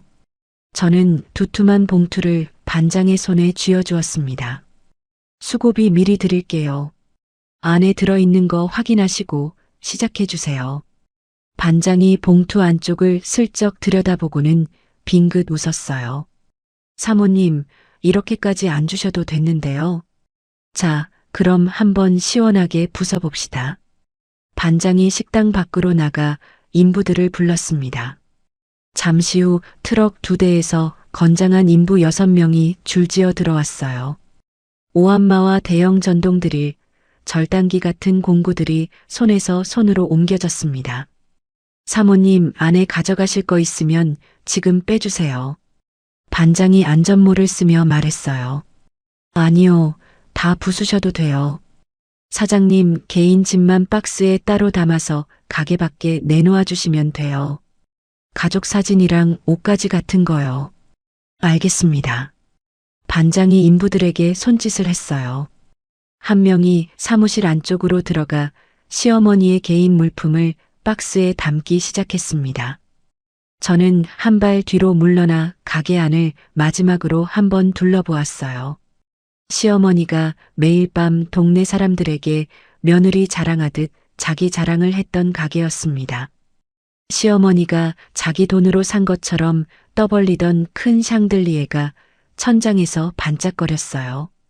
대리석 테이블 위에는 시어머니가 아끼던 도자기 화병이 놓여 있었습니다. 이 모든 것은 사실 제 카드로 결제된 것들이었어요. 시작합시다. 반장의 외침과 함께 인부들이 한꺼번에 움직였습니다. 큰 절단기 소리가 가장 먼저 가게를 채웠어요. 간판부터 떼어내는 모양이었습니다. 이어서 가게 안에서는 둔탁한 망치질 소리가 울려 퍼졌어요. 쾅, 쾅, 쾅. 대리석 테이블이 옆으로 쓰러지는 소리가 났습니다. 유리잔들이 한꺼번에 깨지는 소리, 도자기 화병이 산산조각 나는 소리도 연이어 들렸어요. 샹들리에는 한 인부가 사다리에 올라 천천히 떼어냈고 다른 인부가 받쳐들고 트럭으로 옮겼습니다. 주방에서는 후드를 떼어내는 묵직한 소리가 났어요. 저는 식당 입구 쪽에 마련된 작은 의자에 앉아 그 모든 광경을 가만히 지켜보았습니다. 가게 안에 뽀얀 먼지가 자욱하게 피어올랐어요. 바깥 거리를 지나가던 행인들이 흘깃흘깃 식당 안을 들여다보고 갔습니다. 아니, 여기 어제까지 멀쩡했는데 갑자기 왜 부수는 거야? 폐업하나 보네. 사장이 어떻게 됐나? 지나가는 사람들의 말소리가 들렸어요. 저는 그 말을 들으며 손바닥에 난 작의 파편 자국을 가만히 쓸어보았습니다. 어제까지만 해도 이 식당은 시어머니의 자존심이었어요. 이제 1시간 뒤면 그 자존심은 폐기물 더미가 되어 트럭 위에 실려갈 거예요. 오후 4시쯤 인부 한 명이 다가왔습니다. 사모님, 사장님 개인 짐 다 담았습니다. 가게 앞에 내놨어요. 수고하셨어요. 그대로 두세요. 저는 자리에서 일어나 식당 밖으로 나갔어요. 가게 앞에는 종이 박스 5개가 가지런히 놓여 있었습니다. 박스 위에는 시어머니의 액자 사진과 핸드백, 옷가지가 비죽 튀어나와 있었어요. 저는 그 박스 더미를 한번 내려다보고는 다시 가게 안쪽으로 시선을 돌렸습니다. 오후 6시 반쯤이 되자 가게 안은 거의 텅 비어버렸어요. 테이블도 의자도 간판도 주방 설비도 모두 사라졌습니다. 시멘트 바닥에는 뜯겨나간 배관과 전선만 너저분하게 늘어져 있었어요. 벽지는 군데군데 찢어졌고 천장에서는 노출된 철근이 흉하게 드러나 있었습니다. 사모님, 다 끝났습니다. 원상복구는 내일 마무리하겠습니다. 반장이 안전모를 벗어들고 다가왔어요. 수고 많으셨어요. 인부분들께도 감사하다고 전해주세요. 저는 반장과 짧게 악수를 나누었습니다. 인부들이 트럭에 짐을 다 싣고 떠나는 모습을 끝까지 지켜본 뒤 저는 빈 가게로 다시 들어갔어요. 가방에서 미리 준비해둔 임대문의 종이를 꺼내 가게 유리문 안쪽에 거칠게 붙였습니다. 임대문이라는 글자가 햇살에 비스듬히 비쳤어요. 저는 마지막으로 가게 안을 한 바퀴 돌아보았습니다. 시어머니가 손님 앞에서 며느리 험담을 하던 그 자리도 종업원들을 윽박지르던 자리도 이제 흔적이 없었어요. 저는 흩어진 잔해를 한번 발끝으로 툭 차보고는 가게를 나섰습니다. 가게 앞 박스 더미를 그대로 두고 큰 길까지 걸어 나와 택시를 잡았어요. 호텔로 돌아온 저는 욕실에서 뜨거운 물에 한참을 서 있었습니다. 머리에 뽀얗게 묻어있던 먼지가 물줄기에 씻겨 내려갔어요. 저는 거울에 서린 김을 손으로 슥 닦고 제 얼굴을 들여다보았습니다. 거기에는 어제와 또 다른 여자가 서 있었어요. 저는 가운을 두르고 침대 옆 협탁에 앉아 친정아버지에게 전화를 걸었습니다. 아빠, 우리 딸, 무슨 일이야? 친정아버지의 따뜻한 목소리가 수화기 너머에서 들렸어요. 아빠, 저 다 정리했어요. 뭘 정리했다는 거야? 집도, 식당도, 카드도 다요. 내일 아침에 이혼 통보할 거예요. 저는 잠시 숨을 골랐어요. 한참 동안 수화기 너머에는 침묵만이 흘렀습니다. 우리 딸 잘했다. 친정아버지의 목소리가 살짝 떨렸어요. 아빠가 미안하다. 진작 알았으면 그 집에 보내지를 말걸. 아빠가 왜 미안해요. 제가 어리석었던 거지. 우리 딸 내일 다 끝나면 아빠한테 와. 아빠가 따뜻한 밥 차려놓을게. 네, 아빠. 갈게요. 저는 그제야 참았던 눈물을 쏟아냈습니다. 3일 동안 한 번도 흐르지 않던 눈물이 둑이 터지듯 쏟아져 내렸어요. 저는 휴대폰을 가슴에 안고 한참을 흐느꼈습니다. 창밖으로 도시의 불빛이 별처럼 반짝거리고 있었어요. 내일 아침이면 그 모든 불빛 중 하나도 더 이상 두렵지 않을 거예요. 저녁 7시 반 남편이 회사를 마치고 아파트 입구로 들어섰습니다. 같은 시각 저는 호텔방 침대에 앉아 따뜻한 차 한 잔을 끓이고 있었어요. 창문 너머로 도시의 불빛이 하나둘 켜지기 시작했습니다. 저는 그 불빛을 바라보며 지금쯤 남편이 어떤 표정으로 빈 거실에 들어섰을지를 천천히 그려보았어요. 남편은 평소처럼 휘파람을 불며 엘리베이터에 올라탔을 거예요. 12층 버튼을 누르고 휴대폰으로 게임 화면을 들여다보고 있었겠죠. 점심에 카드가 막혀 친구들 앞에서 얼굴 빨개졌던 일도, 시어머니에게 돈줄이 끊어졌다고 전화로 한참 잔소리 들었던 일도, 따뜻한 집에 들어가서 며느리에게 한 소리 퍼붓고 나면 다 풀릴 거라고 믿고 있었을 겁니다. 집 앞에 도착한 남편이 도어록 위에 손가락을 올렸어요. 비밀번호를 눌렀지만 도어록은 아무 반응이 없었습니다. 다시 한번 누르고 또 한 번 눌러도 마찬가지였어요. 이거 뭐 고장났나? 남편이 짜증 섞인 목소리로 도어록을 손바닥으로 탁탁 쳤습니다. 화면도 켜지지 않았어요. 완전히 죽어있는 도어록이었습니다. 남편은 휴대폰을 꺼내 저에게 전화를 걸었어요. 고객님이 전화를 받을 수 없어. 차가운 안내음만 들렸습니다.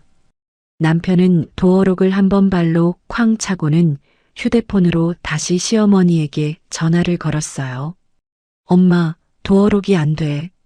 며느리도 전화 안 받아. 어떻게 해? 남편이 빠르게 말했습니다. 뭐, 도어록이 안 된다고? 그 집구석 며느리가 또 무슨 짓을 한 거 아니냐? 수화기 너머에서 시어머니의 새된 목소리가 흘러나왔어요. 엄마, 일단 열쇠 수리공 부르고 있을게. 엄마는 식당 들렀다 와. 그래. 빨리 들어가서 그년 멱살부터 잡아. 남편은 전화를 끊고 열쇠 수리공을 불렀습니다. 30분쯤 지나 도착한 수리공은 도어록을 한참 들여다보더니 고개를 갸웃했어요. 사장님, 이거 안에 건전지가 다 빠져 있는데요. 그리고 비밀번호도 누가 일부러 바꾼 거예요. 강제로 뜯어야겠어요. 수리공이 공구를 꺼내 도어록을 뜯어내기 시작했습니다. 끼익 하는 소리와 함께 도어록이 떨어져 나갔어요.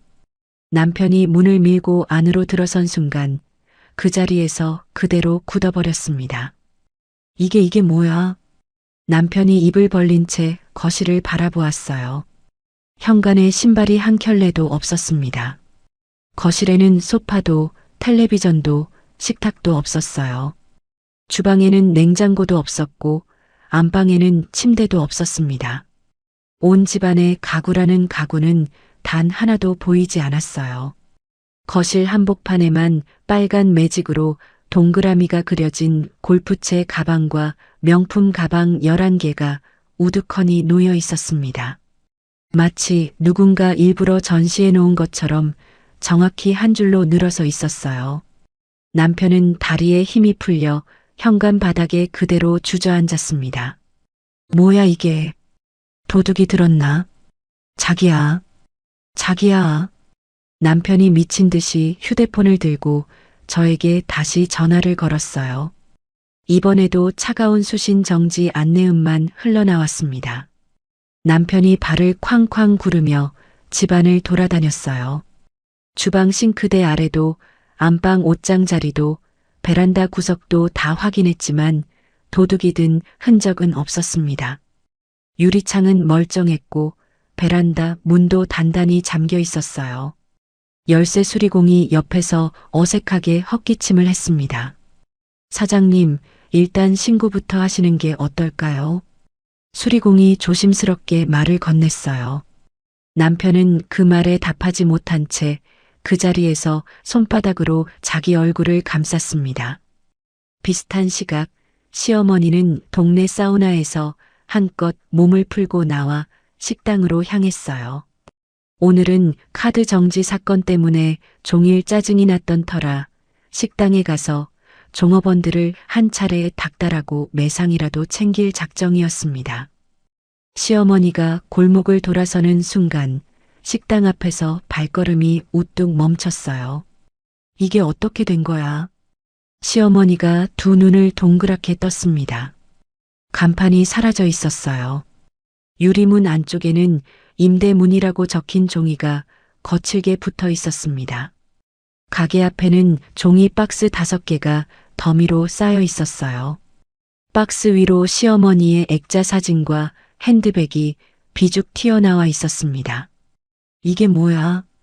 누가 우리 가게에 손을 댄 거야? 시어머니가 비명을 지르며 박스를 발로 걷어찼어요. 유리문에 얼굴을 들이대고 안을 들여다본 시어머니는 그 자리에서 다리가 풀렸습니다. 가게 안은 텅 비어 있었어요. 샹들리에도 대리석 테이블도 주방 후드도 모두 사라져 있었습니다. 시멘트 바닥과 노출된 철근만이 보였어요. 안 돼, 안 돼. 이게 무슨 일이야? 시어머니가 손바닥으로 유리문을 두드렸어요. 지나가던 이웃 가게 주인이 다가왔습니다. 아니, 사장님. 어디 갔다 오세요? 오후 내내 여기 철거하는 소리 났는데. 사장님이 폐업하시는 거 아니었어요? 폐업? 폐업이라뇨? 누가 폐업해요? 시어머니가 손가락 끝으로 가슴을 두드리며 소리쳤어요. 건물주가 직접 와서 보더라고요. 며느리 되시는 분이 사인하시는 것도 봤어요. 큰 트럭 2대로 다 실어갔어요. 이웃 가게 주인이 어깨를 으쓱했습니다. 시어머니의 얼굴에서 핏기가 가셨어요. 시어머니는 휘청거리는 손으로 휴대폰을 들어 건물주에게 전화를 걸었습니다. 사장님, 이게 어떻게 된 거예요? 내 가게가 왜? 사장님이라뇨. 가게 명의는 며느리분이시잖아요. 오늘 오후에 따님인지 며느리인지 그분 오셔서 계약 정리하고 위약금까지 다 처리하고 가셨어요. 보증금도 그분 계좌로 다 돌려드렸고요. 건물주가 차분히 대답했어요. 보증금이 며느리 통장으로 갔다고요? 그 돈이 어떻게 그년 돈이야? 내 돈이지. 시어머니가 길거리에서 악을 썼습니다. 법적으로 계약은 며느리분 명의시잖아요. 저야 계약대로 처리한 거고요. 죄송하지만 그쪽 사정은 그쪽이 알아서 정리하시는 게 좋겠어요. 건물주는 그 말을 끝으로 전화를 끊어버렸어요. 시어머니는 빈 골목 한복판에서 휴대폰을 떨어뜨렸습니다. 밤 9시쯤 시어머니가 택시를 잡아타고 아파트로 향했어요. 12층에 도착한 시어머니는 도어록이 뜯겨나간 채 벌어진 현관문을 보고 또 한 번 가슴을 쳤습니다. 거실 한복판에 주저앉아 있던 남편이 시어머니를 보자마자 자리에서 벌떡 일어났어요. 엄마 이게 어떻게 된 거야? 남편이 시어머니의 팔을 붙들고 빈 거실을 가리켰습니다. 우리 가게도 박살났어. 다 부쉈더라. 며느리 그년이 다 해먹은 거야. 시어머니가 거실 바닥에 털썩 주저앉았어요. 보일러는 꺼져 있었고 거실 바닥은 차갑게 식어 있었습니다. 두 사람은 거실 한복판에 늘어선 골프채와 명품 가방 옆에 나란히 앉았어요. 아니, 가게 보증금이 어떻게 며느리 거야? 그게 내 가게지. 시어머니가 입에서 거품을 물듯 외쳤습니다. 엄마 그게 다 며느리 명의였잖아. 며느리가 다 내준 거였잖아. 남편이 떨리는 목소리로 말했어요. 이 자식아, 며느리가 시댁에 보태는 게 뭐가 잘못이야. 내가 시집살이 시키면서 얼마나 키워줬는데. 시어머니가 남편의 등을 손바닥으로 쾅 내리쳤습니다. 그때 남편의 휴대폰이 짧게 울렸어요. 화면을 들여다본 남편의 얼굴이 새파랗게 질렸습니다. 엄마 카드 회사야. 마이너스 통장 상환 통보야. 다음 달까지 갚으래. 얼마인데? 억 단위야, 엄마. 억 단위라고. 남편이 휴대폰을 떨어뜨릴 듯 손을 떨었어요. 연이어 또 다른 문자가 들어왔습니다. 이번에는 시어머니의 차 리스비 연체 통보였어요. 시어머니가 자랑하던 외제차의 리스비가 자동이체 실패로 연체 처리되었다는 안내였습니다. 엄마 차 리스비도 못 빠졌대. 어떡해? 남편이 시어머니에게 휴대폰을 들이밀었어요. 시어머니가 그 화면을 들여다보더니 입술을 부르르 떨었습니다. 그년이 다 끊어놨어. 시어머니가 신음하듯 중얼거렸어요. 엄마, 이거 어떡해? 우리 진짜 어떡해? 남편이 머리를 쥐어뜯었습니다. 왜 이래? 우리 며느리가 어떤 며느린데? 한 번도 안 그랬잖아. 시어머니가 발을 동동 구르며 외쳤어요. 남편이 그 모습을 보더니 천천히 고개를 들어 시어머니를 노려봤습니다. 엄마 때문이야. 남편의 입에서 처음으로 낮은 분노가 새어나왔어요. 뭐? 엄마가 어제 며느리 엄마 반지 밟았잖아. 자개 보석함도 깨고 도둑년이라고 욕하고.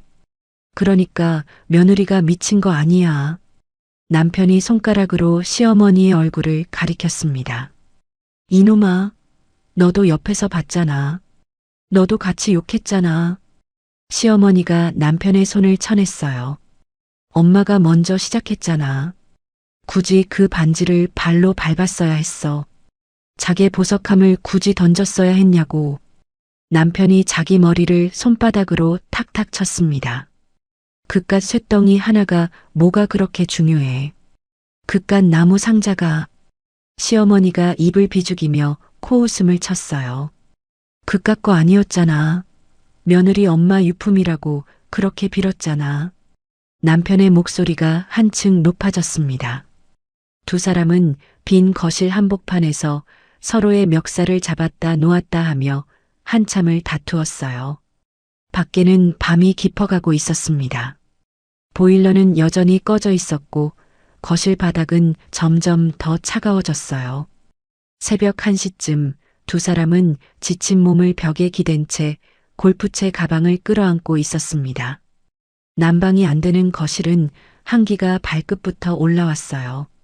시어머니가 거친 숨을 몰아쉬며 입을 열었습니다. 내일 며느리 회사로 가자. 가서 무릎이라도 꿇어. 우리가 잘못했다고 빌어. 엄마, 며느리가 받아줄까? 받아줘야지. 안 받아주면 어떡할 거야? 우리 다 죽으라는 거 아니야. 시어머니가 어둠 속에서 두 손을 모아 비볐어요. 남편도 그 옆에서 양 무릎 사이에 머리를 박았습니다. 두 사람은 그렇게 차가운 바닥에서 새벽을 맞았어요. 오늘 짓밟은 반지가, 오늘 던진 자개 보석함이 얼마나 무서운 것이었는지를 두 사람은 그제야 뼛속까지 느끼고 있었습니다. 다음 날 아침 9시 저는 호텔방을 정리하고 마지막으로 거울 앞에 섰습니다. 짙은 남색 정장에 단정한 단발머리, 어제까지의 며느리 서윤미는 그 어디에도 없었어요. 거울 속에는 회사에서 임원들과 마주 앉을 때의 차가운 본부장만 남아 있었습니다. 저는 가슴팍 안주머니에 두꺼운 서류 봉투 하나를 단단히 챙겨 넣었어요. 이혼 소장, 형사 고소장, 그리고 남편 앞으로 떨어진 채무 내역서가 가지런히 정리되어 들어 있었습니다. 협탁 위 작은 상자도 가방 안쪽에 조심스럽게 넣었어요. 찌그러진 반지가 상자 안에서 작게 달그락거렸습니다. 10시 5분 저는 시어머니의 폐허가 된 식당 바로 옆 카페 테라스에 자리를 잡았어요. 따뜻한 아메리카노 한 잔을 시켜놓고 휴대폰을 꺼내 짧은 문자를 한 통 보냈습니다. 식당 옆 카페로 와. 10분 안에. 저는 그 문자를 두 사람에게 동시에 보냈어요. 1분도 채 지나지 않아 남편의 전화가 빗발쳤습니다. 저는 끊었어요. 또 걸려왔어요. 또 끊었습니다. 세 번째 전화에서 저는 전화를 받지 않고 문자만 한 줄 더 보냈어요. 전화 받지 않아. 안 오면 그냥 가.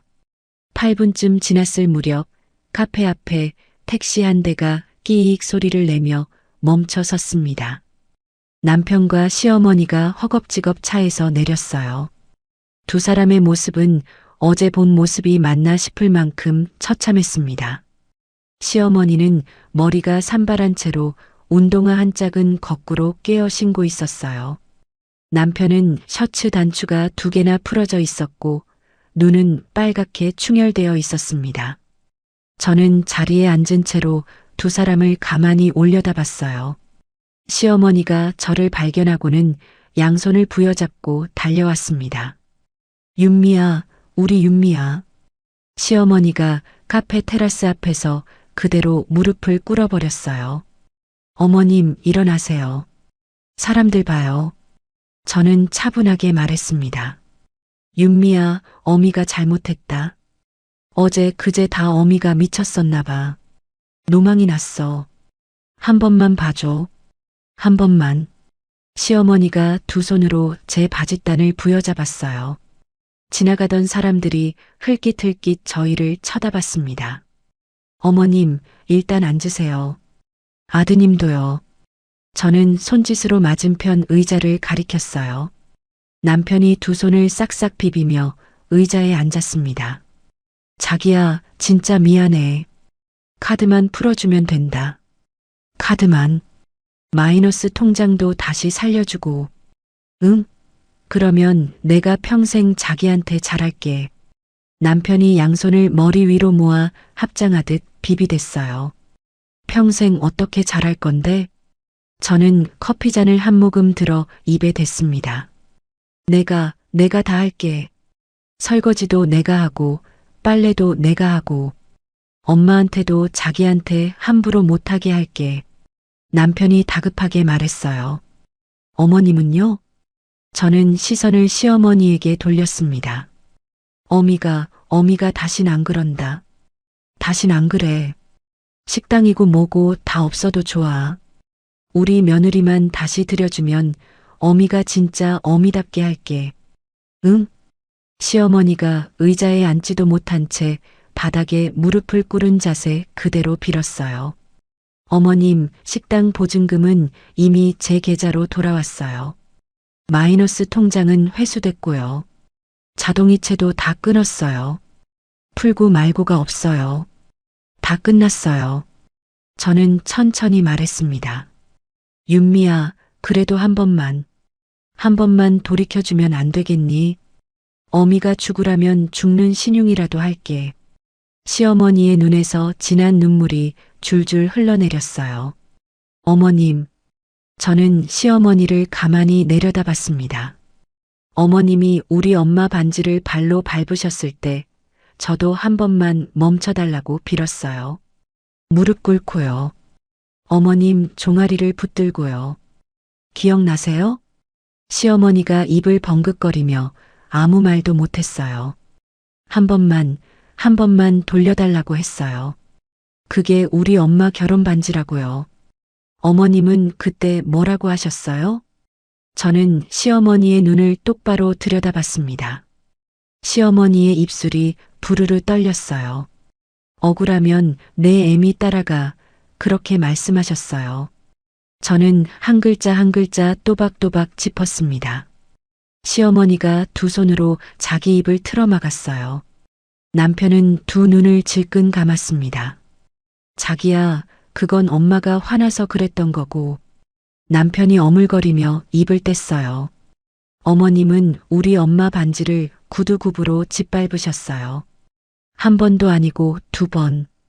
두 번도 모자라 세 번을요. 윤미야, 그건. 시어머니가 다시 입을 열려고 했지만 저는 손을 들어 그 말을 막았어요.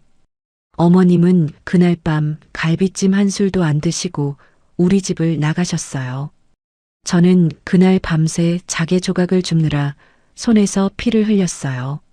손바닥에 박힌 파편을 핀셋으로 뽑아내면서요. 저는 가방에서 작은 상자를 꺼내 테이블 위에 올려놓았습니다. 이게 뭔지 아세요? 저는 상자 뚜껑을 천천히 열었어요.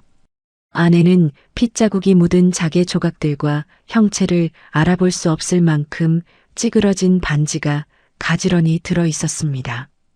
시어머니가 그 상자를 보더니 새파랗게 질려 고개를 돌렸어요. 보세요, 어머님. 똑바로 보세요. 어머님이 만드신 거예요. 저는 상자를 시어머니 코앞으로 밀었습니다. 이걸 다시 맞출 수가 없어요. 종로 가서 굵은 순금 반지로 새로 맞춰도 이건 다시는 우리 엄마 반지가 안 돼요. 알아들으세요? 남편이 그 말에 두 손으로 얼굴을 감쌌어요. 어머님이랑 남편이 어제 빈 거실 바닥에서 떨었다고요? 저는 3년 동안 매일 밤 떨었어요. 회사에서 야근하고 새벽에 들어오는 며느리한테 갈비찜 안 했다고 식탁 엎으셨던 거 기억나세요? 한겨울에 베란다에서 빨래 다시 널라고 시키셨던 거는요? 저는 가방에서 두꺼운 서류 봉투를 꺼내 테이블 위에 소리나게 내려놓았어요. 여기 이혼 소장 있어요. 어머님 앞으로 재물손괴죄 형사 고소장도 있고요.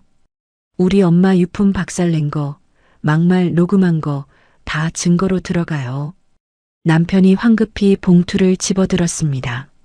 종이 한 장 한 장 넘기는 손이 떨리고 있었어요. 자기야, 이게 진짜야? 이혼이라니, 이렇게 갑자기 아니야. 3년이나 참았어. 저는 짧게 답했어요. 바로 그 순간이었습니다. 시계가 정확히 10시 15분을 가리켰어요. 남편의 바지 주머니에서 휴대폰이 요란하게 울리기 시작했습니다. 전화 받아. 저는 턱짓으로 짧게 말했어요. 남편이 떨리는 손으로 휴대폰을 꺼냈습니다. 화면에 모르는 번호가 떠 있었어요. 남편이 통화 버튼을 누르고 휴대폰을 귀에 댔습니다. 여보세요. 네, 이태호 본인 맞는데요. 남편의 얼굴이 점점 백지장처럼 변해갔어요. 네. 뭐라고요? 가압류요? 남편이 통화하면서 저를 바라봤습니다. 저는 입꼬리를 살짝 올렸어요. 법원 집행관님이시죠? 지금 어디 계세요? 저는 손가락으로 식당 옆 골목을 가리켰어요. 지금 그 빈 아파트 거실에 들어가서 거실 한복판에 늘어선 골프채 가방하고 명품 가방들에 빨간 딱지 붙이고 계실 거예요. 어제 일부러 그것만 남겨뒀거든요. 저는 차분한 목소리로 설명했습니다. 무슨 가압류야. 누구 마음대로. 남편이 자리에서 벌떡 일어났어요. 전액 현금 공탁 걸어서 초고속으로 진행한 거예요. 어제 변호사가 다 처리했어요. 자기야, 안 돼. 그건 안 돼. 내 골프채야. 우리 엄마 가방이야. 남편이 두 손으로 테이블을 내리쳤어요. 커피잔이 흔들리며 받침 위로 살짝 튀어 올랐습니다. 내 카드로 산 거예요. 정확히는 내가 일해서 번 돈으로요. 저는 자리에서 천천히 일어났어요. 어머님, 저는 마지막으로 시어머니를 내려다봤습니다. 억울하시면 변호사 선임하세요. 저는 변호사 통해서만 연락받을 거예요. 시어머니는 그 말을 듣고 이마를 카페 테라스 바닥에 박았어요. 윤미야, 우리 윤미야, 어미가 잘못했다. 한 번만, 진짜 마지막으로 한 번만. 시어머니의 통곡이 거리에 울려 퍼졌습니다. 지나가던 사람들이 발걸음을 멈추고 저희를 바라봤어요. 저는 작은 상자를 다시 가방에 넣고 테이블 위에 10,000원짜리 한 장을 올려놓았습니다. 커피값이었어요. 자기야, 한 번만. 우리 같이 산 시간이 있잖아. 응? 자기야.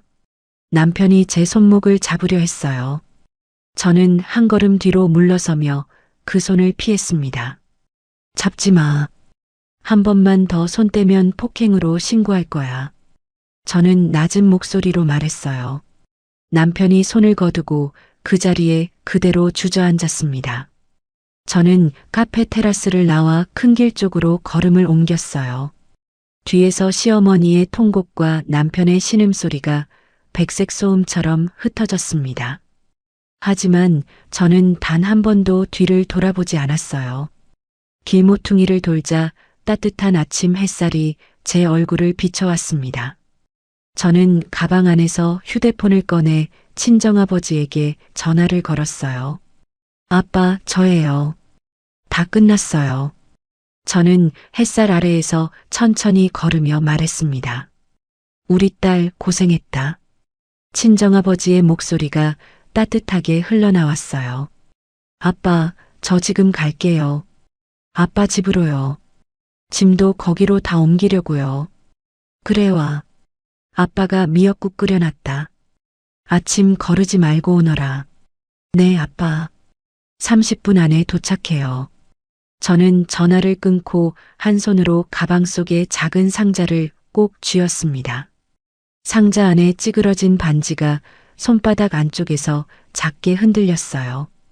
저는 그 반지를 향해 작게 속삭였습니다. 엄마, 우리 이제 집에 가요.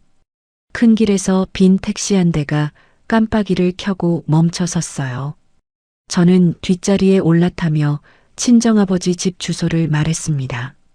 택시가 부드럽게 출발하자 창밖으로 도시의 풍경이 빠르게 흘러갔어요. 지난 3년이 저 풍경처럼 빠르게 흘러가 버린 것 같았습니다.